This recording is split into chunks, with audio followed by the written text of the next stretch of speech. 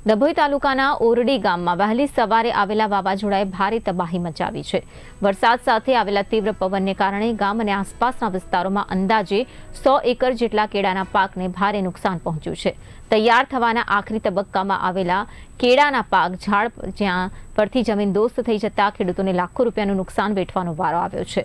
ખેડૂતોના જણાવ્યા અનુસાર મોંઘા ખાતર, બિયારણ અને વ્યાજે લીધેલા પૈસાથી તૈયાર કરાયેલો પાક હવે સંપૂર્ણપણે નષ્ટ થઈ ગયો છે। જે સમયે પાક વેચીને દેવું ઉતારવાની આશા હતી તે જ સમયે કુદરતી આફતે તમામ આશાઓ પર પાણી ફેરવી દીધું છે।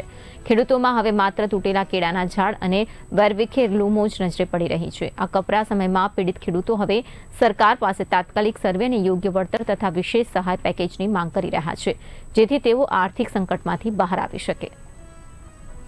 બારિયા ચંદુભાઈ રણછોડભાઈ, આ કેળનું જે વાવેતર કરેલ છે એમાં અચાનક કુદરતી વાવાઝોડું અને વરસાદના કારણે કેળના પાકમાં વ્યાપક નુકસાન થયેલું છે।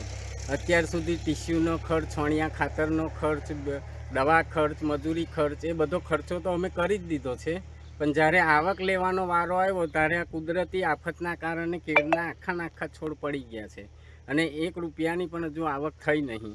અને આ બધું લોનો અને વ્યાજે લઈને એ કરેલું છે અને આ પૈસો જ્યારે અમારે લોકોને આપવાનો છે, અમારે લેવાનો છે, ત્યારે આ કુદરતી આફત આવી છે તો આ 1 રૂપિયાનું વળતર નહીં, આ નુકસાન છે। એના કારણે અમે જે લોકો પાસેથી લાવેલા છે, લોનો લીધેલી છે, કઈ રીતના ભરશું એમ।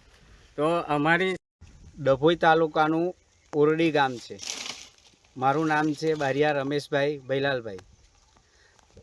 વાવાઝોડું આવ્યું, અમારા ગામમાં ખેડૂતોને ખૂબ મોટું નુકસાન, અમે નુકસાન કારણે ખૂબ હતાશ થઈ ગયા છે। માધ્યમ સરકારને વિનંતી કરીએ છીએ કે અમારા ગામના ખેડૂતોને સહાય કરે તેવી નમ્ર વિનંતી છે। ખેડૂતને વીંગા દીઠ 80,000નો ખર્ચો છે। ટીસ્યુનો પણ 1 પણ રૂપિયો નથી આવ્યો, નહીં ખાતરનો નથી આવ્યો, બધું ઉધારે લાવીને અમે કરેલું છે। તો હવે જેની પાસેથી અમે લાવ્યા છે એને અમે કમ કરીને આપીએ। તો સરકારશ્રીને એવી નમ્ર વિનંતી છે કે તમામ અધિકારીઓને નમ્ર વિનંતી છે કે અમારા ગામનું બધું સર્વે કરે અને સહાય માટેની અમારી અપીલ છે।